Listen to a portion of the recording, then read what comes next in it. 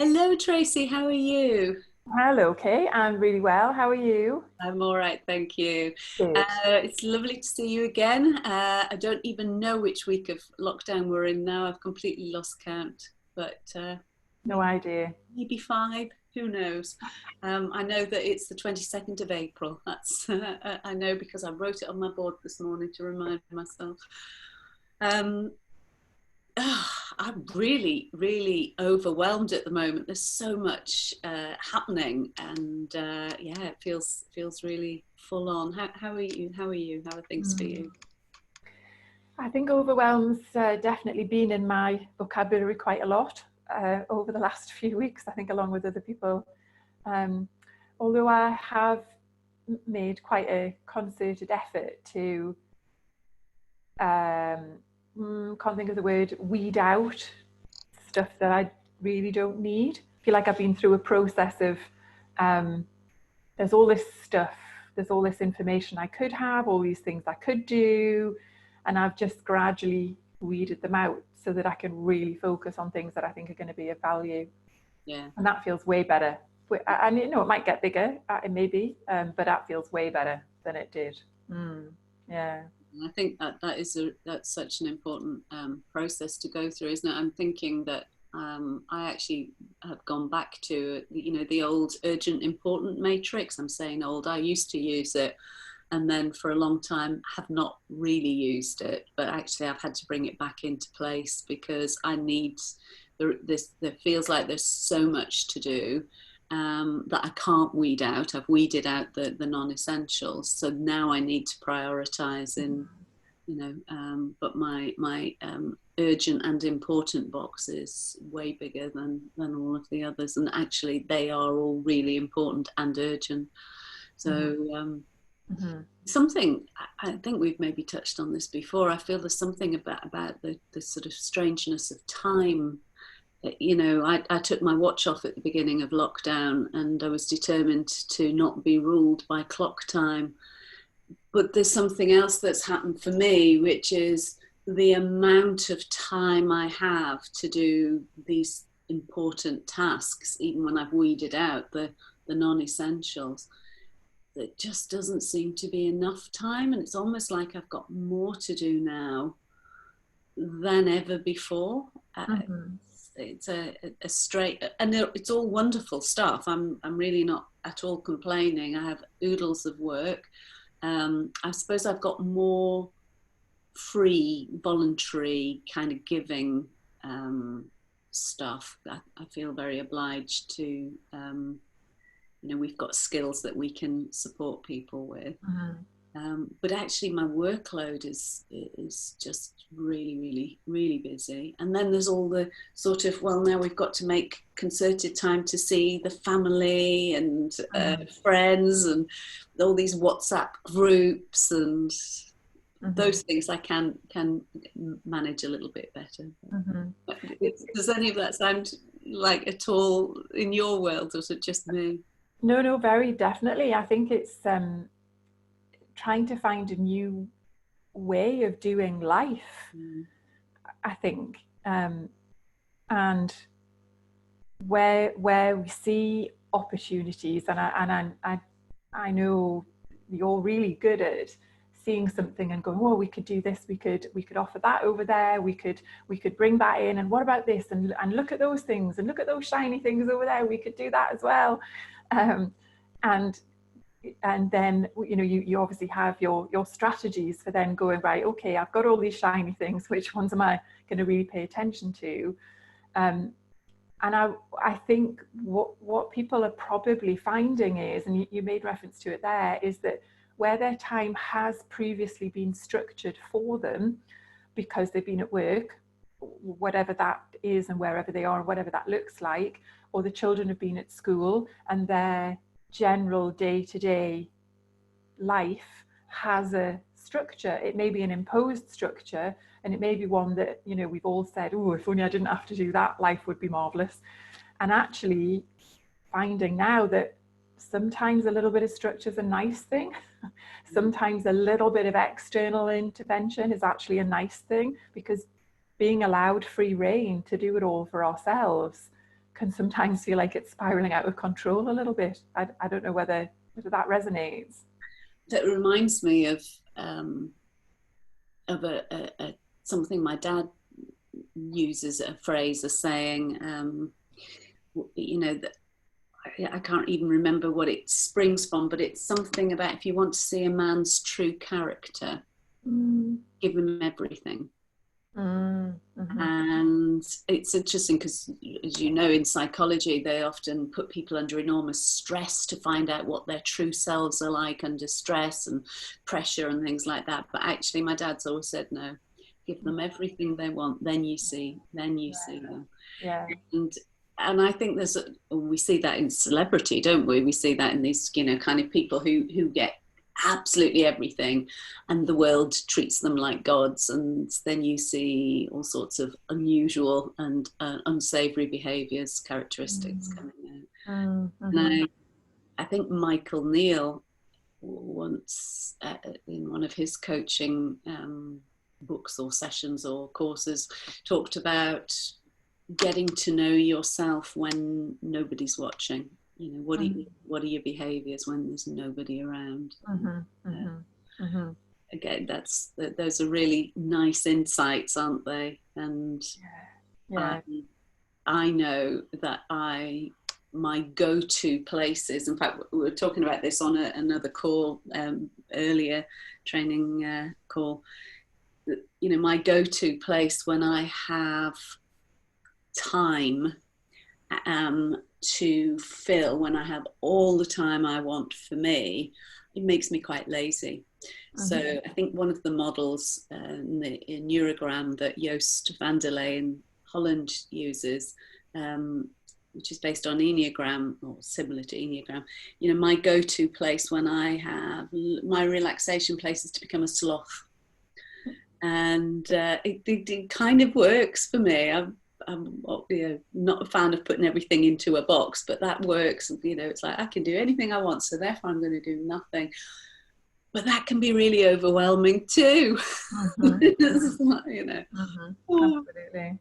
And I was just thinking before that sense of overwhelm is too much or too little, where we're not in a place of balance. And that's quite often where clients would make contact, where they have that overwhelm. They know they're not in a place of balance. And when that's temporary, that happens to us all. It's the nature of life, the ups and downs, the ins and outs. But having the resilience to be able to manage within those fluctuations, and as you talk about in kind of NLP, in the happy brain model, being able to weather that storm with a larger tolerance level, when clients are regularly finding themselves out with that tolerance level because there's too much or too little or too bad or too good, is quite often the time when people, I know I've done it myself, when said, actually I just need to just review my strategies here, because I may not be able to change the circumstances, but what I'm interested in is how I manage with the circumstances. And I guess that's true for a lot of people right now. We have very little control over what the government tells us to do, what's happening with the virus, all of those sorts of things. But the more we can manage us within that, the easier the time is going to be, but also the better off we'll be when eventually, I was going to say when we come out the other end. That's a whole nother conversation about what does the end look like anyway. But yeah, the better we will be able to manage as time goes on as well. Actually, speaking, I'm thinking about overwhelm through the happy brain model, and how we address it in one of the modules about clarity of thinking mind, and how we can become overwhelmed with either thoughts that are powered by a chemistry that's stressy, or we just have too many thoughts. And overwhelm can kind of occur in that way.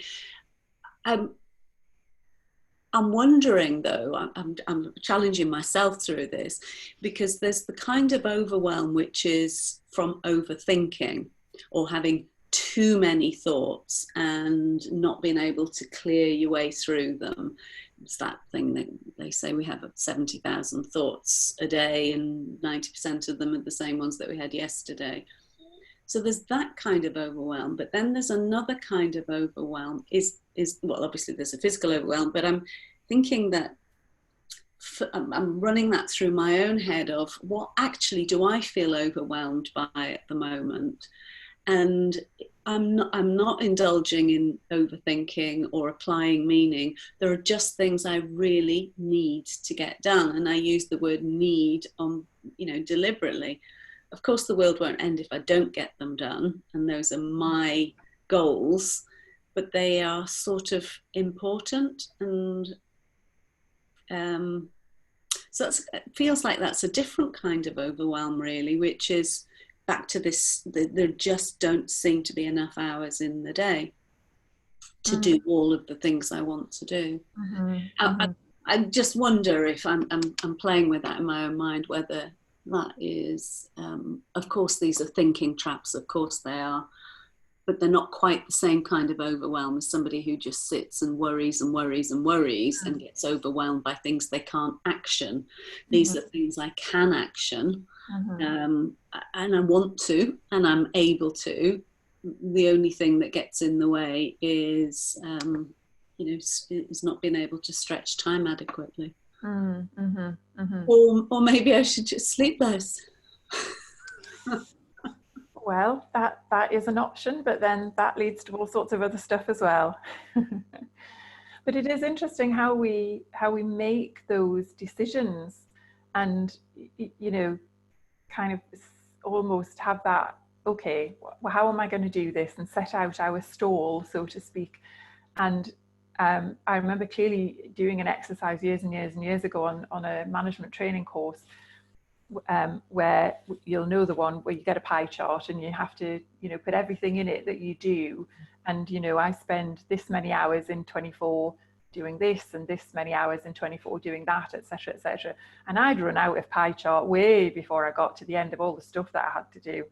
And it was a really simple way of visualizing all of that stuff, and kind of going through each part, as I know you will have done, and saying, well, no, actually I really must get enough sleep, or maybe could I do with 2 hours less for now, maybe. And so it's kind of all of that bargaining that you have to do to manage whatever it is that you're faced with. And for lots of people right now, being faced with, how am I going to fill the next however many hours I've got before I can go back to bed? Because there's so little in the day. And I know that probably seems a bit bizarre for you. Were you just thinking, if only, just then? But I see that and I hear that in people around me, and my stress response to that is, oh, for God's sake, how is it possible to be bored? And then, of course, sort of step back and take another perspective on it, and understand what is true for other people, and we all have our unique realities. I think that's about bad planning, really. I think that we need to be good at making good decisions and planning to be as busy as we want to be. And I guess what a lot of people who find themselves in a state of inertia have previously been used to, I'm looking for a pattern here that I believe exists. These are people who have used stress as their motivator, external motivation and stress as motivation, and goals and deadlines. And when those are taken away, then, well, there's nothing. So actually the opposite end of that is maybe somebody like me, where I'm endlessly motivated to do all sorts of things that, all out of that are coming from the inside rather than the outside world. And yeah, it's interesting. I often think that every now and again in my business, my business world, I asked my husband will spend a day and recently a week with me, just helping me to organize my out of the box thinking and creativity, which is what I'm good at, into a few pie charts. You mentioned pie charts before, and a few graphs and a few lists and you know, cross-referencing amazing things. I have to say, I look at them, they are things of beauty. And it makes me chuckle because many years ago I actually taught business planning, and not so much the financially bit, that I never really came to terms with it, but you know, certainly the theory of it. But there is something about that, you know, in NLP there's the big picture, the detail, the external motivation, the internal motivation, and we start to you look at those meta programs and how they sequence and connect, and how we make them work for us when we make good decisions. And that's the crux of it, isn't it? Understanding self and then finding strategies that work, that are helpful and healthy. And they change. You know, sometimes you have to do things in a particular way right now because it's what's necessary, it's what's needed. You know, for example, looking after a family member who's unwell, you know, you may not get enough time to do yoga every day, which is what your optimum might be, but it's what's needed right now.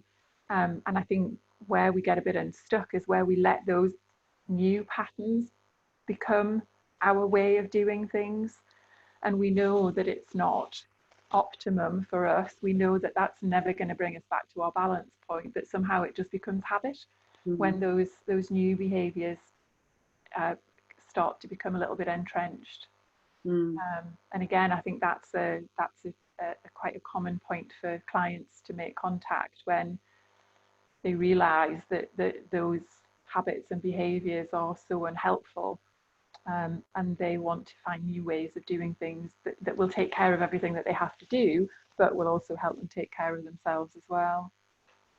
And it reminds me that for all of us, even those of us in this game of, you know, mind coaching and brain training and all the rest of it, sometimes you need an external input, a perspective, a challenge, a question, but it has to come from another place other than the place that creates the problem.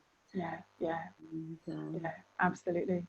And I think it's when people say, oh, you know, I don't want to go for coaching, that means I'm weak, I should be able to do this on my own, I'd never live it down in my family if I did that.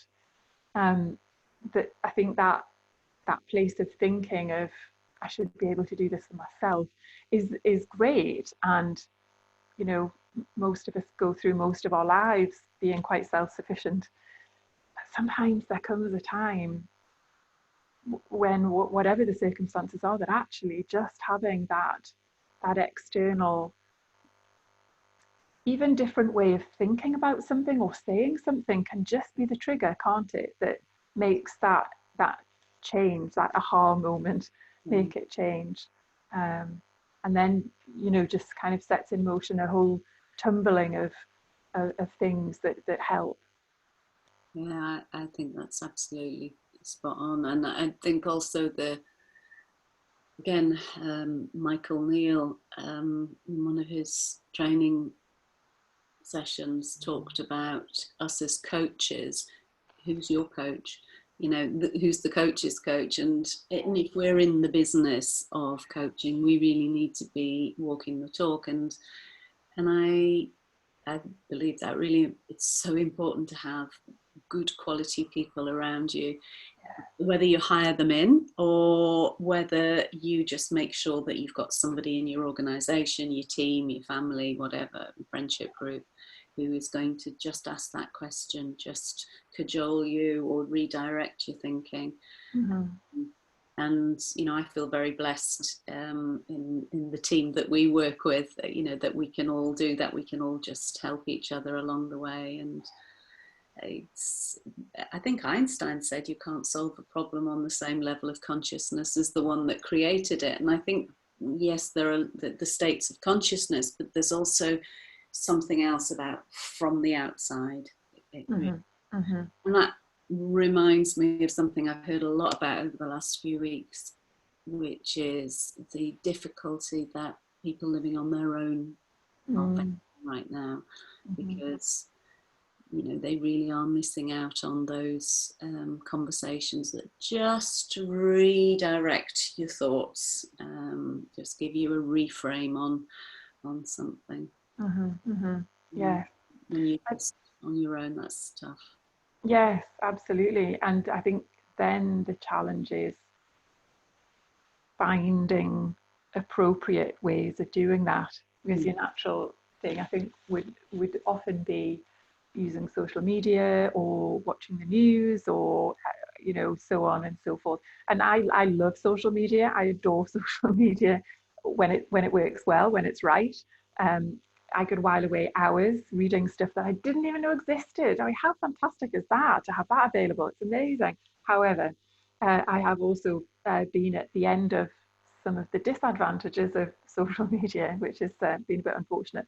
And when that is your main kind of benchmark, if you like, how distorted thinking can become, and listening to the news and so on. It's and I know we've both heard people say quite recently, and I've done it myself, about limiting how much media that I'm actually exposed to, and I do that quite deliberately. It is a deliberate strategy, because if I don't, I know how hard I have to work to come back to that balance, having heard all that stuff. So yeah, many challenges at the moment. Yeah, I think so. And, there's a whole podcast just on social media, really, isn't there? It's such a big topic. I think I've for a very, very long time, I just don't believe what I read or hear.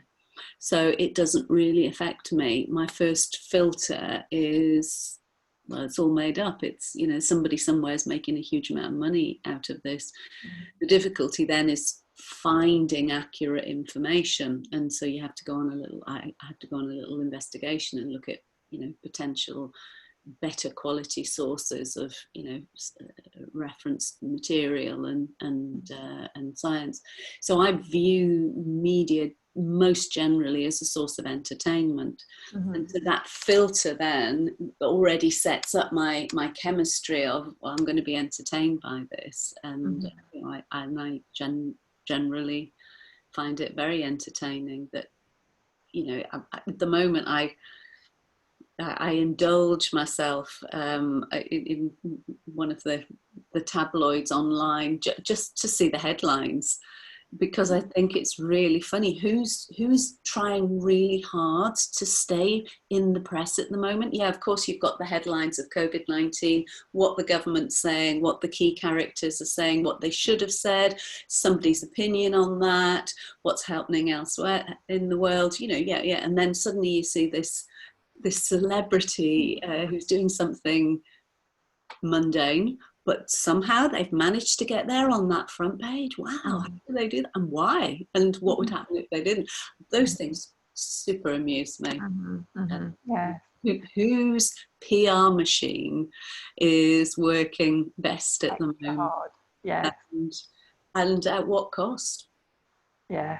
An interesting metaphor where you're saying about kind of the stories that we're told, and where's the nugget of truth. And I think quite often for ourselves, the stories that we tell ourselves about why we're doing things, how we're doing things, and where are the nuggets of truth in that, that we might be better served following, instead of listening to the stories. Yeah, absolutely. Such good wisdom, and yeah, reminds me of what we're doing currently. The ongoing Happy Brain training. We're about to dive into the module on those social narratives, on those personal narratives and family narratives, and what we can influence, what we can control, and what we got to let go. Yeah, we should listen to some interesting stuff in there. Yes, what we have to let go of, that's important.